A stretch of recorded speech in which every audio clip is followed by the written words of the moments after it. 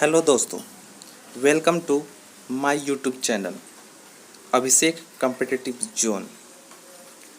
दोस्तों, मैंने आपसे कल कहा था कि मैं प्रतिदिन एक सेट प्रैक्टिस का वीडियो लाऊंगा। तो आज मैं जीके का 40 क्वेश्चन का आज सेट लाया हूं। तो चलिए स्टार्ट करते हैं। जैसे कि पहला क्वेश्चन आपके सामने है कि 1971-72 में आमार सोनार बांग्ला गीत को किस देश ने अपने राष्ट्रगान के रूप में अपनाया था। तो ये इजी क्वेश्चन है, ये शायद आपको पता भी होगा कि कौन था ये। तो ये था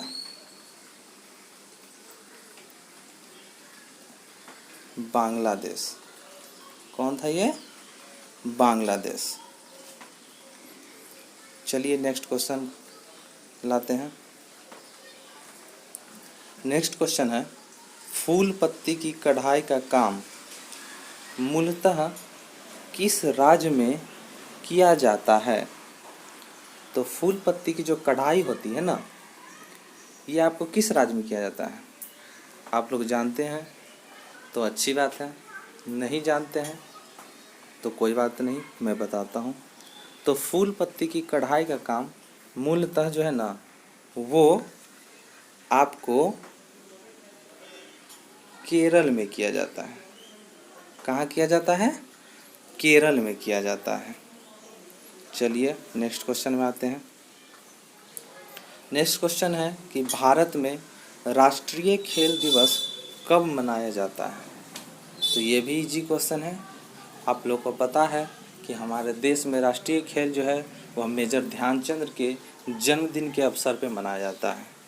तो मेजर ध्यानचंद का जो जन्मदिन है वो कब है? तो उनका जन्मदिन है 29 अगस्त, और 29 अगस्त को ही खेल दिवस मनाया जाता है। चलिए नेक्स्ट क्वेश्चन में चलते हैं। टूटने वाले सितारों के विषय में निम्नलिखित में से कौन सा कथन असत्य है। देखिए ये क्वेश्चन थोड़ा दम का क्वेश्चन है, तो इसको ध्यान से सुनिए, क्योंकि ऐसा ही क्वेश्चन आता है और मैं ये क्वेश्चन सेट से ही निकाल के बढ़िया से अलग अलग करके लाया हूँ। तो चलिए क्वेश्चन पे चलते हैं कि टूटने वाले सितारों के विषय में निम्नलिखित में से कौन सा कथन असत्य है। यह है ए नंबर, ये उल्काएँ हैं। बी, ये एक प्रकार के तारे हैं। सी, ये वे अवशेष हैं जो किसी धूमकेतु से अलग हो गए थे। वायुमंडल के साथ घर्षण से अत्यधिक गर्म होकर ये ताप उत्सर्जित करते हैं। चलिए तो मैं इसका आंसर बताता हूँ। इसका आंसर होगा option number B. Option number B. क्यों? क्योंकि जो टूटने वाले सितारे होते हैं वो उल्का होता है। उल्का यानी कि पिंड जो किसी चीज़ से टकरा कर वो टुकड़ा हो जाता है, और वो टुकड़ा जो है जब गिरती है ज़मीन के ऊपर किसी भाग में, तो वो जो गिरते हैं उसे हम उल्का कहते हैं। तो ये तो सत्य है कथन। तीसरा में कह रहा है कि ये अवशेष है जो किसी धूमकेतु से अलग रहते हैं। सही बात, वही भी जो बोले मैं आपको कि ये किसी से टकराते हैं और किसी धूमकेतु से टकरा के अलग हो जाता है और वो टुकड़ा में गिरता है, ये भी सत्य है। डी है कि वायुमंडल के साथ घर्षण से अत्यधिक गर्म होकर ये ताप उत्सर्जित करता है। सही बात है, जब वायुमंडल से घर्षण करता है तो ताप जो है वो ज़्यादा उत्सर्जित करता है। तो ये तीनों सत्य है, सिर्फ यही है कि ये एक प्रकार के तारे हैं, ये जो है ये गलत है। चलिए नेक्स्ट क्वेश्चन में चलते हैं। भारत के कुछ राज्यों के निर्माण के संदर्भ में निम्नलिखित में से कौन सा कालानुक्रमण सही है। तो ये आपको पहले कौन सा राज्य है, उसके बाद कौन सा, उसके बाद कौन सा है, वैसे आपको सजाना है। तो आप इसे सजाइए। अगर नहीं सजा सकते हैं तो कोई बात नहीं, मैं आपको बताऊंगा। चलिए तो मैं आंसर बताता हूँ। तो इसका आंसर है option number D. Option number D है। कौन है? Option number D. पहले आता है सिक्किम, जो 1975 ईस्वी में इसकी स्थापना हुई थी। उसके बाद मिजोरम 1987, अरुणाचल प्रदेश 1987 और गोवा 1987। तो ये जो है ये आपको काला अनुक्रम सही है। चलिए अब नेक्स्ट क्वेश्चन में आते हैं। निम्नलिखित में से कौन सा हिंद महासागर में अन्य 3 की अपेक्षा अधिक बार होता है? अब ये अच्छा क्वेश्चन है, इस पर थोड़ा दिमाग लगाइए, क्वेश्चन आराम से बन जाएगा। क्या कह रहा है क्वेश्चन कि निम्नलिखित में से कौन सा हिंद महासागर में अन्य 3 की अपेक्षा अधिक बार होता है? ऑप्शन ए चक्रवात, option B hurricane, option C tornado और डी है टाइफून। तो ये सब जो है हरिकेन, टॉर्नेडो, टाइफून, ये सब जो है सुनामी का नाम है। और सुनामी हमेशा बार बार नहीं आती है, लेकिन जब भी आती है तो बहुत ज़्यादा विनाश करती है। लेकिन ये ऑप्शन नंबर ए जो साइक्लोन चक्रवात है, यह कभी भी आ सकती है और बार बार आती है। तो इसका आंसर जो हो जाएगा वो हो जाएगा आपको ऑप्शन नंबर ए, चक्रवात जिसे साइक्लोन कहते हैं। चलिए नेक्स्ट क्वेश्चन में आते हैं। निम्नलिखित में से कौन भक्ति आंदोलन के व्याख्याकार नहीं थे? थे नहीं पूछ रहा है, नहीं थे पूछ रहा है। तो बताइए इसका आंसर कि क्या होगा। चलिए तो इसका आंसर होगा ऑप्शन नंबर सी, शंकराचार्य। जो शंकराचार्य थे वो भक्ति आंदोलन के व्याख्याकार नहीं थे, बाकी रामानंद, कबीर, ये नानक, ये सब भक्ति आंदोलन के व्याख्याकार थे। चलिए नेक्स्ट क्वेश्चन में आते हैं। प्रति वर्ष 1 दिसंबर को निम्नलिखित दिवस कब मनाया जाता है? तो बहुत इजी क्वेश्चन है, सबको जानता होगा। तो इसका आंसर क्या होगा? इसका आंसर होगा ऑप्शन नंबर ए, विश्व एड्स दिवस। ओके, चलिए नेक्स्ट क्वेश्चन में आते हैं। कृष्णदेव राय के राज दरबार में निम्नलिखित को अष्ट दिग्गज कहा जाता है। इसका मतलब क्या होगा? तो इसका मतलब ऑप्शन नंबर ए है, उसके दरबार के 8 महान कवि, बी उसके दरबार के 8 महान मंत्री, सी राजधानी के 8 कोने पर तैनात 8 हाथी, या डी उनके राज्य के 8 महान विद्वान। चलिए तो इसका आंसर है कि उनके दरबार के 8 महान कवि, option number A, option number A. Okay, Krishnadev Rai के राज दरबार जो निम्नलिखित को अष्ट दिग्गज कहा गया है, उसका मतलब होता है 8 महान कवि। चलिए नेक्स्ट क्वेश्चन। शिवाजी के वंशजों के तत्काल बाद मराठा राज्य की सत्ता को संभालने वाले उत्तराधिकारी कौन थे? जब शिवाजी के वंशज जब खत्म हो गया था तो उसके तुरंत बाद जो मराठा राज्य का जो सत्ता संभालने थे वो कौन थे? तो इसका आप लोग फिल्म में देखे हैं बाजीराव मस्तानी, तो उसी के हिसाब से आप आंसर लगा सकते हैं। तो इसका आंसर हो जाएगा आपको option number B, Peshwa, Peshwa Bajirao. Okay, चलिए नेक्स्ट क्वेश्चन। शेर शाह को प्रथम बार निम्नलिखित साधन प्रारंभ करने का श्रेय दिया जाता है। केवल इसके अतिरिक्त इस चारों में से कौन सा ऐसा है जो नहीं है, बाकी सबके लिए उनको जो उसका साधन प्रारंभ करने का श्रेय दिया जाता है, सिर्फ एक को छोड़कर।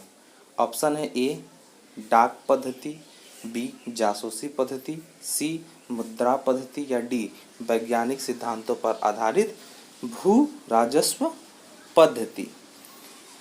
जल्दी से इसका आंसर आप लोग आता है तो मन में देख लीजिए। चलिए तो इसका आंसर है ऑप्शन नंबर ए, डाक पद्धति। जो डाक पद्धति है सिर्फ उसका श्रेय शेरशाह को प्रथम बार नहीं दिया गया, लेकिन जासूसी पद्धति, मुद्रा पद्धति और वैज्ञानिक सिद्धांतों पर आधारित भू राजस्व पद्धति को दिया गया था। चलिए अब नेक्स्ट क्वेश्चन में चलते हैं। मौलिक अधिकारों के उल्लंघन का कोई भी विवाद प्रस्तुत किया जा सकता है। जो मौलिक अधिकार है उसका अगर कोई उल्लंघन करता है तो उसका जो विवाद है वो कहाँ प्रस्तुत किया जा सकता है? ऑप्शन ए केवल सर्वोच्च न्यायालय, ऑप्शन बी केवल उच्च न्यायालय, ऑप्शन सी सर्वोच्च न्यायालय अथवा उच्च न्यायालय, या ऑप्शन डी पहले उच्च न्यायालय में और फिर सर्वोच्च न्यायालय में। तो इसका आंसर आप लोग देख लें। तो इसका आंसर होगा सर्वोच्च न्यायालय अथवा उच्च न्यायालय दोनों। ओके, ऑप्शन नंबर सी इसका आंसर होगा। सर्वोच्च न्यायालय और उच्च न्यायालय में दोनों एक साथ ही मौलिक अधिकार को उल्लंघन करने वाले का विवाद प्रस्तुत होता है, एक साथ, ना कि पहले उच्च न्यायालय फिर सर्वोच्च न्यायालय, नहीं, दोनों में एक ही मर जाता है इसका केस जो मौलिक अधिकार को उल्लंघन करता है। तो शायद आप लोग को समझ में आ रहा होगा। चलिए नेक्स्ट क्वेश्चन में चलते हैं। राष्ट्र ध्वज के डिजाइन को भारतीय संविधान सभा ने निम्नलिखित वर्ष में अंगीकार किया था।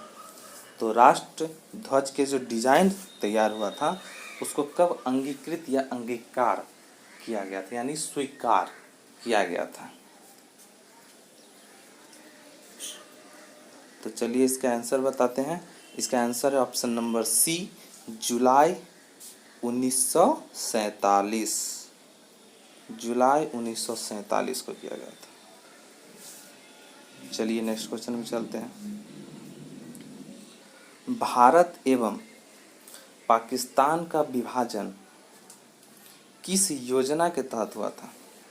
भारत एवं पाकिस्तान का विभाजन किस योजना के तहत हुआ था?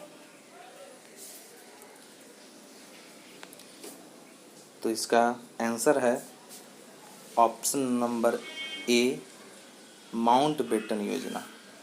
माउंटबेटन योजना के तहत भारत एवं पाकिस्तान का विभाजन किया गया था। ओके, चलिए नेक्स्ट क्वेश्चन चलते हैं।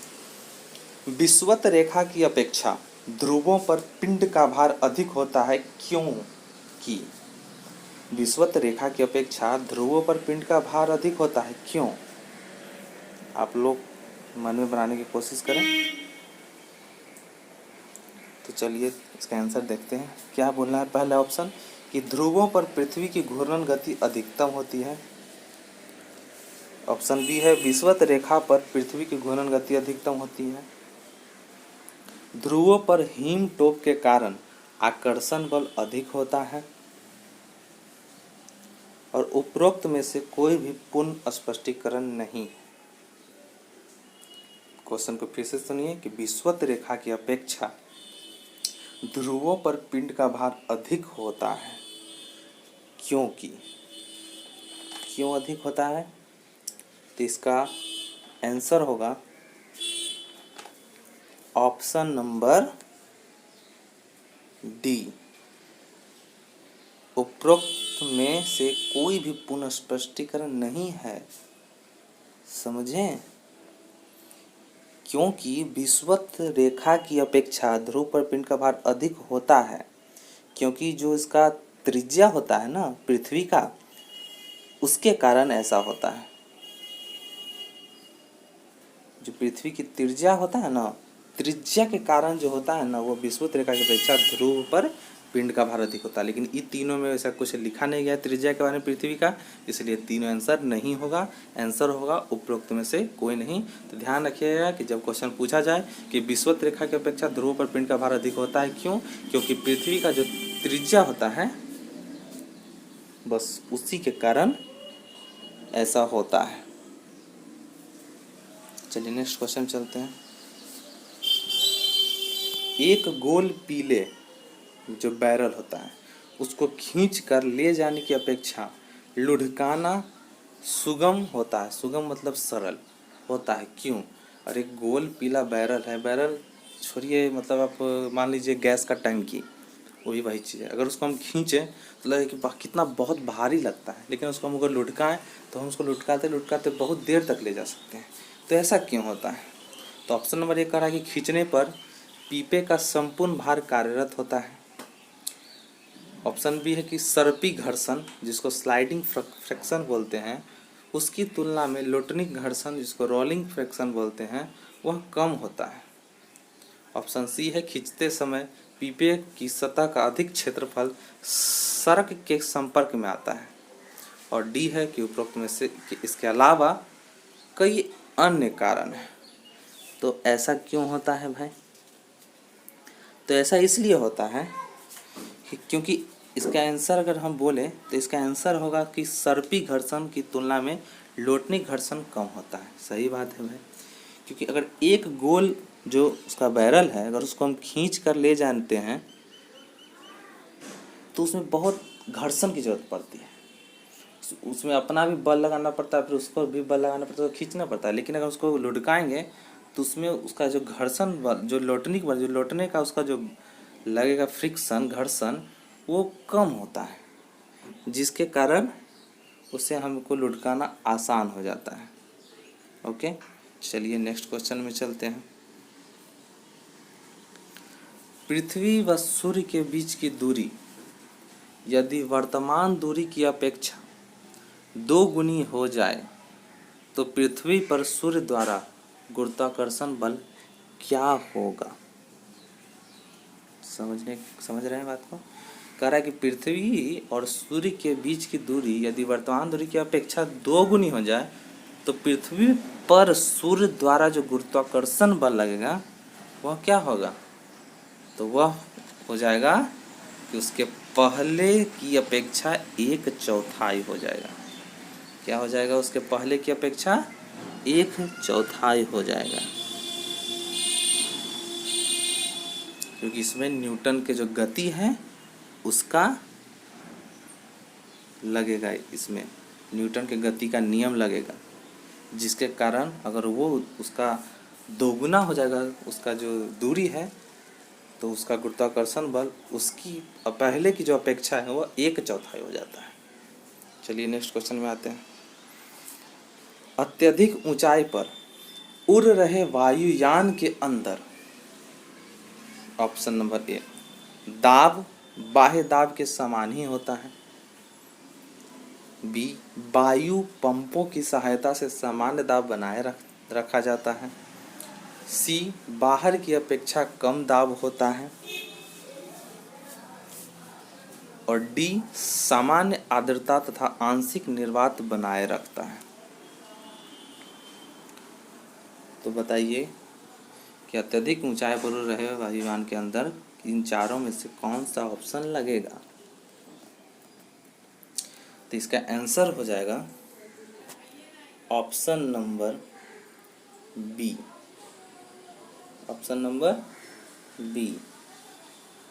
ओके, कि पंपों की सहायता से सामान्य दाब बनाए रखा जाता है। जो अत्यधिक ऊंचाई इसलिए करता है कि जो उसके अंदर पंप होता है ना वो जो सहायता से सामान्य दाब बनाए रखता है, कि अगर नीचे यहाँ मतलब कि थोड़ा सा ऊपर उड़ रहा है तो भी वही दाब रहेगा, उसके ऊंचा भी जाएगा तभी वही दाब रहेगा पंप की सहायता से। लेकिन अगर पंप नहीं रहे तो जितना ऊपर जाइएगा आप उससे वायुमंडलीय दाब आपका क्या होते जाता है?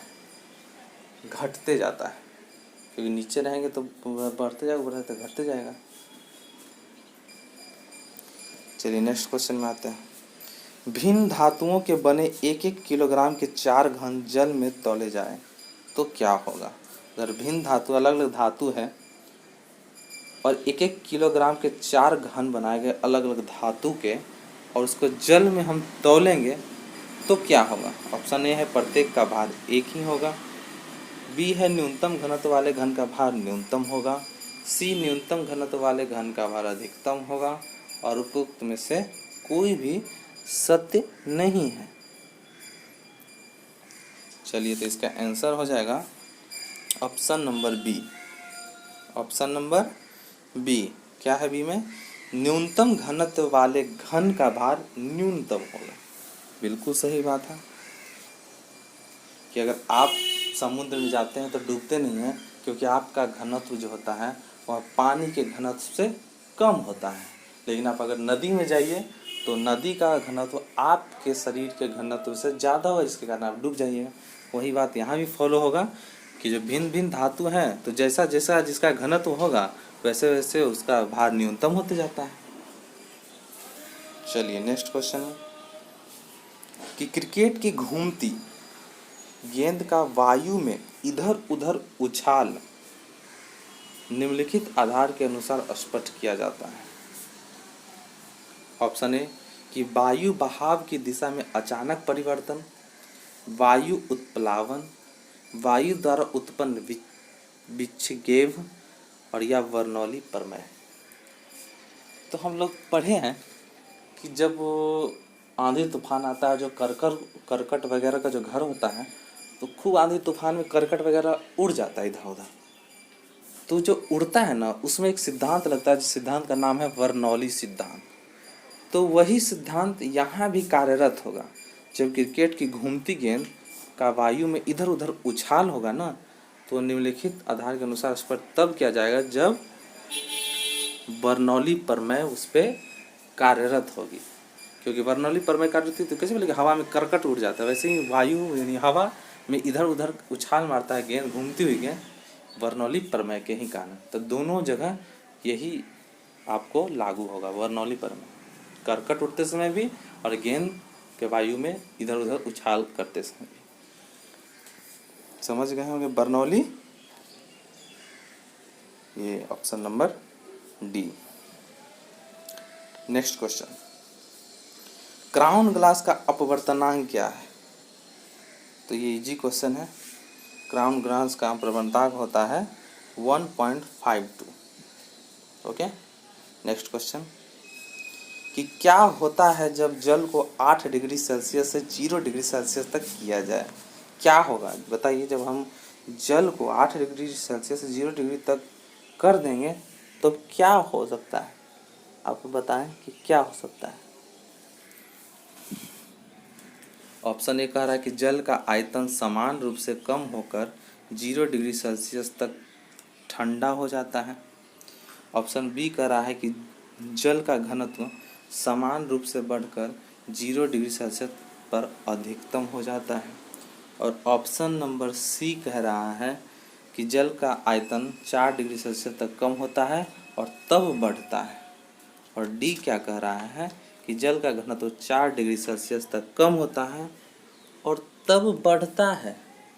तो इसका क्या होगा आंसर? तो इसका आंसर होगा आपको ऑप्शन नंबर सी।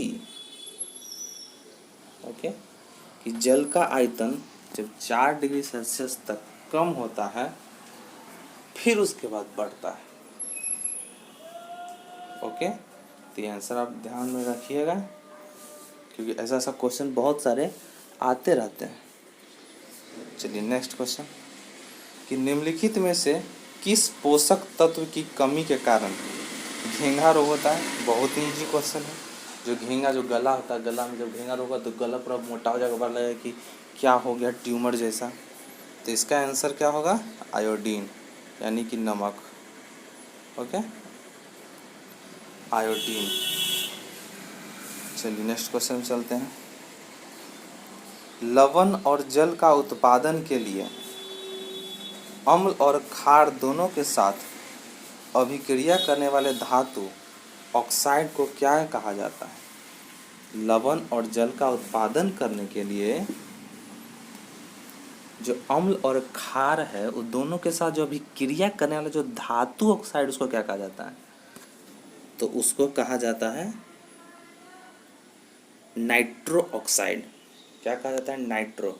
जो नाइट्रो ऑक्साइड से अभिक्रिया करता है तब लवण और जल का उत्पादन जो होता है वो अम्ल और क्षार दोनों के साथ अभिक्रिया करता है। कौन? Nitro oxide. नेक्स्ट क्वेश्चन में मेढक में दांत होते हैं, होमोडोंट, थीकोडोंट, हेरिडोडोंट या कोई नहीं। तो मेढक में जो दांत होता है ना वो होता है, कौन होता है? Option number A. Option number A, homodont. कौन होता है ऑप्शन नंबर ए में? होमोडोंट। नेक्स्ट क्वेश्चन, नाभिकीय विखंडन अभिक्रिया को नियंत्रित करने के लिए किसका उपयोग किया जाता है? तो नाभिकीय जब विखंडन हम होता है तो उसमें किसका उपयोग किया जाता है? नियंत्रण क्षण, विकिरण सुरक्षा, शीतलक या विमंदक क्षण। तो इसका आंसर आपको हो जाएगा ऑप्शन नंबर डी, विमंदक छड़ें। ओके, विमंदक छड़ें जो होता है ना, क्योंकि विमंदक क्षण जो होता है ना वो विस्फोट का काम करता है, और जब नाभिकीय विखंडन का होता है ना तो उसमें हम लोग को विस्फोटक चाहिए तभी विखंडन होगा। और नाभिकीय संलयन में जो होता है वो सूर्य के अति किरण के कारण होता है, तब जाके वो नाभिकीय संलयन होता है सूर्य में। लेकिन यहाँ नाभिकीय विखंडन होता है या परमाणु विखंडन होता है, ये सब जो होता है इसमें विमंदक छड़ का प्रयोग किया जाता है। नेक्स्ट क्वेश्चन, पेप्सिन होता है, बहुत इजी क्वेश्चन है। पेप्सिन क्या होता है? तो पेप्सिन जो होता है वह एक क्या होता है? एंजाइम होता है। पेप्सिन होता है, पेप्सिन क्या होता है? एंजाइम होता है। ना ही विटामिन होता है, नहीं पोषक तत्व होता है, ना ही हार्मोन होता है, होता क्या है? एंजाइम होता है। नेक्स्ट क्वेश्चन, स्टार्च जो होता है, स्टार्च उससे क्या संबंधित है? यानी स्टार्च जो होता है ना, उस इस चारों में से उसमें क्या पाया जाता है स्टार्च में? ग्लूकोज, फ्रक्टोज, सुक्रोज या गैलेक्टोज। तो उसमें क्या पाया जाता है? तो उसमें पाया जाता है ऑप्शन नंबर ए, ग्लूकोज। स्टार्च में क्या पाया जाता है? स्टार्च में पाया जाता है ग्लूकोज। चलिए नेक्स्ट क्वेश्चन चलते हैं। नेक्स्ट क्वेश्चन है कि दिसंबर 2018 के आरंभ में G20 शिखर सम्मेलन कहाँ संपन्न हुआ था? ये करेंट जो आपसे पूछेगा ना, ये मत सोचिए कि मतलब 20 पे होगा एग्जाम, या मान लीजिए 21 दिसंबर तो 21 हो ही जाएगा, लेते लेते पूरा खत्म होते, तो सोचिएगा कि 2020 या 2019 के करंट अफेयर पूछेगा। नहीं, क्योंकि ये जो आपको आया है ये 2018 के का वैकेंसी है, तो हो सकता है कि आपसे 2018 का करंट अफेयर पूछे, तो इसलिए आप 2018 के करंट अफेयर पर भी ध्यान दीजिएगा। ठीक है, चलिए क्वेश्चन पर चलते हैं। दिसंबर 2018 के आरंभ में G20 शिखर सम्मेलन कहाँ संपन्न हुआ था? तो यह हुआ था ब्यूनस आयर्स में। कहाँ हुआ था? ब्यूनस आयर्स में। ओके, चलिए नेक्स्ट क्वेश्चन में चलते हैं। डीएनए में होता है, तो डीएनए में भाई क्या होता है? डीएनए में बताइए, डीएनए में क्या होता है? तो डीएनए में होता है न्यूक्लियोटाइड्स। क्या होता है? न्यूक्लियोटाइड्स। डीएनए में न्यूक्लियोटाइड्स होता है। चलिए नेक्स्ट क्वेश्चन चलते हैं। 2 दिसंबर 2018 को मैनुअल लोपेज लेब्राडोर ने किस देश के नए राष्ट्रपति के रूप में शपथ ली? ओके, 2 दिसंबर 2018 को मैनुअल लोपेज लेब्राडोर ने किस देश के नए राष्ट्रपति के रूप में शपथ ली? तो आंसर इसका है मैक्सिको। क्या आंसर है? मैक्सिको के राष्ट्रपति के रूप में शपथ ली थी मैनुअल लोपेज लेब्राडोर ने। नेक्स्ट क्वेश्चन में, संयुक्त राष्ट्र जलवायु परिवर्तन कॉन्फ्रेंस निम्नलिखित किस स्थान पर 2 से 14 दिसंबर 2018 के दौरान संपन्न हुआ था? बताइए क्वेश्चन का आंसर कि क्या होगा इसका आंसर।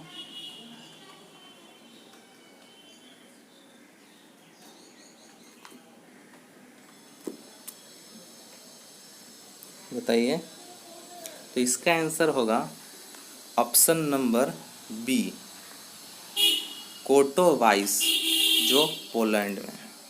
तो कोटोवाइस में संयुक्त राष्ट्र जलवायु परिवर्तन कॉन्फ्रेंस हुआ था, संपन्न। चलिए नेक्स्ट क्वेश्चन में आते हैं। नेक्स्ट क्वेश्चन कह रहा है कि हिंदुस्तान रिपब्लिक एसोसिएशन, जिसको HRA का नाम 1928 में बदलकर HSRA कर दिया गया, तो इसमें S अक्षर का जो पूर्ण रूप है वह क्या है? बताइए बताइए, सोचिए क्या हो सकता है। चलिए, तो इसका आंसर है ऑप्शन नंबर ए, सोशलिस्ट। तो जो S अक्षर है बीच में HSRA, उसमें जो S है उसका जो पूर्ण रूप है वह है सोशलिस्ट। ओके, क्या है उसका? सोशलिस्ट। चलिए नेक्स्ट क्वेश्चन में आते हैं कि क्या नेक्स्ट क्वेश्चन में आएगा।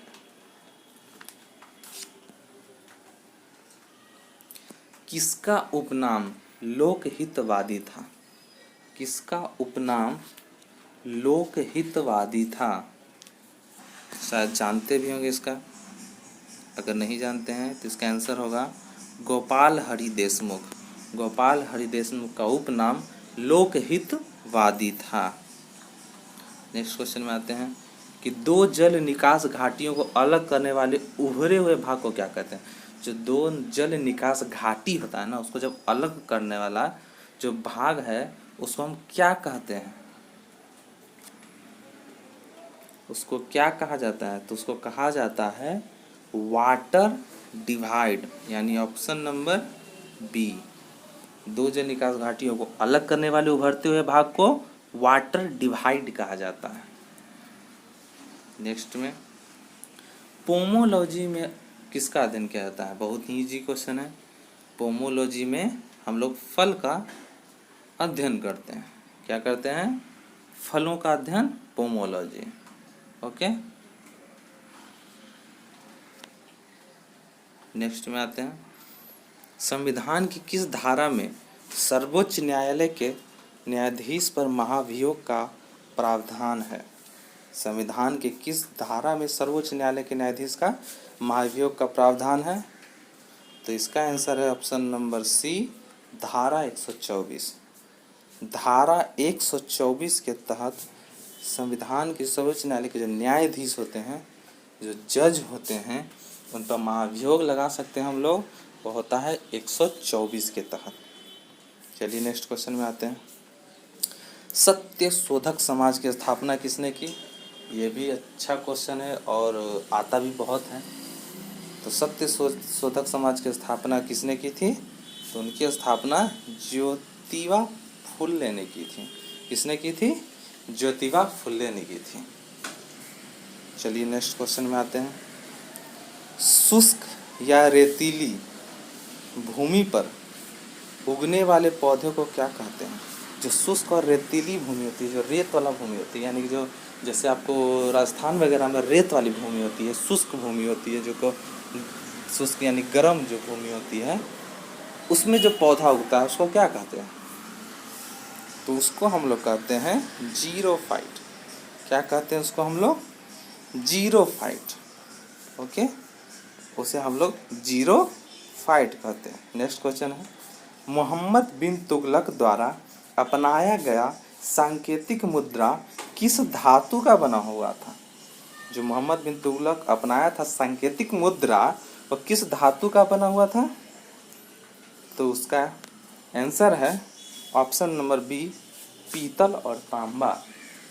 पीतल और तांबा के जो धातु था उसका बना हुआ था सांकेतिक मुद्रा, मोहम्मद बिन तुगलक ने अपनाया था जिसे। ओके, तो आपको 40 क्वेश्चन आज का ख़त्म हो गया है। मैं कल फिर लाऊंगा 40 क्वेश्चन, और आपके लिए मैं मैथ और रीजनिंग का भी मैं बना रहा हूँ, जो मैं जैसे ही मुझे ये वीडियो पूर्ण रूप से हो जाता है तो मैं अपलोड कर दूंगा। आप लोग उसे देखें और रोज़ सेट प्रैक्टिस करें, क्योंकि ये लॉकडाउन में अभी न कहीं कोचिंग खुला, न कहीं सेट प्रैक्टिस का कोई क्लब खुला है। तो आप लोग मेरे चैनल के थ्रू आप इसे सेट प्रैक्टिस रोज़ कर सकते हैं। कुछ ना सही, कुछ तो ज्ञान ज़रूर होगा, क्योंकि थोड़ा सा भी ज्ञान होने से आदमी का जो स्किल है वो बढ़ता ही है। तो इसी के साथ अब मैं नेक्स्ट वीडियो में आपसे मिलता हूँ। लाइक और सब्सक्राइब करना नहीं भूलें। प्लीज़ लाइक और सब्सक्राइब ज़रूर करें। धन्यवाद।